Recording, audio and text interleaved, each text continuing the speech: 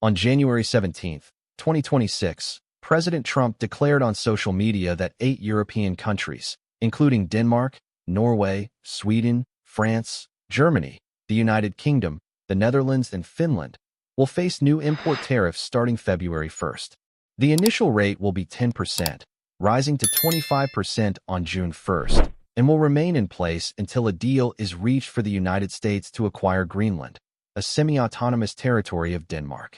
Trump has framed Greenland as a strategic asset, citing national security concerns and competition with China and Russia. He argues the island's Arctic location and rich mineral resources make it vital for U.S. interests. Denmark and Greenland firmly reject any sale, insisting Greenland is not for sale and will remain part of the Danish realm. European leaders responded with strong rejection and solidarity with Denmark. European Commission President Ursula von der Leyen warned that tariffs would undermine transatlantic relations and risk a dangerous downward spiral. UK Prime Minister Keir Starmer said imposing duties on allies is completely wrong.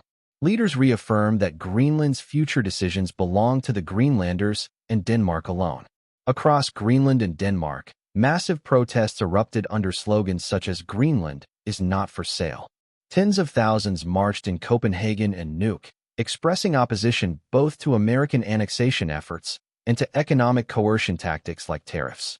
These rallies marked some of the largest demonstrations in Greenland's history. And I may do that for Greenland, too. I may put a tariff on countries if they don't go along with Greenland, because we need Greenland for national security. So I may do that. I'll give you a little, I'll take you out of that. In fact, that'll end up being the story. But actually, this is a much bigger story because we're reducing. The tariff announcement reverberated in global markets, with European stocks experiencing notable declines amid heightened uncertainty.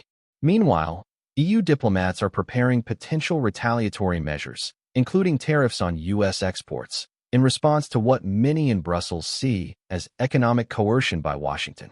The dispute also raises questions about NATO unity. Trump's threats come as NATO allies have recently increased their military presence in Greenland for defense exercises. European leaders caution that this escalation could strain the transatlantic alliance, which has been a cornerstone of Western security since World War II. As this situation continues to unfold, all eyes are on diplomatic talks at the World Economic Forum in Davos and emergency EU summit meetings later this week.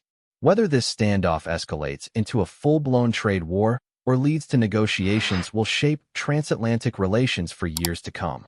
Subscribe for the latest updates.